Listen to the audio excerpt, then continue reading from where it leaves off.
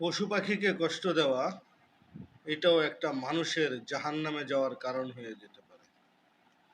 হযরত আব্দুল্লাহ ইবনে ওমর রাদিয়াল্লাহু তাআলা আনহু থেকে বর্ণিত, নবী করিম সাল্লাল্লাহু আলাইহি ওয়াসাল্লাম ইরশাদ করেছেন, এক ব্যক্তিকে জাহান্নামে নিক্ষেপ করা হবে এই কারণে যে সে একটি বিড়ালকে বেঁধে রেখেছিল।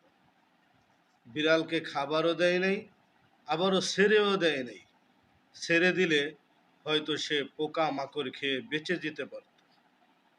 এই জন্য চিন্তা করেন, একটা পশুকে যদি কষ্ট দেওয়ার কারণে একটা মানুষের স্থান জাহান্নাম হতে পারে, তাহলে সর্বশ্রেষ্ঠ মানুষ তাদেরকে যদি আমরা কষ্ট দিই, তাহলে আমাদের স্থান কোথায় হবে?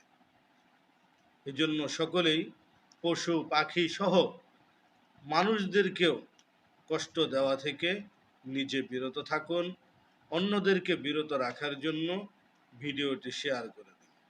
হাদিসটি এসেছে বুখারী শরীফের 3318 নম্বর হাদিস এবং মুসলিম শরীফে এসেছে 2619 নম্বর হাদিস।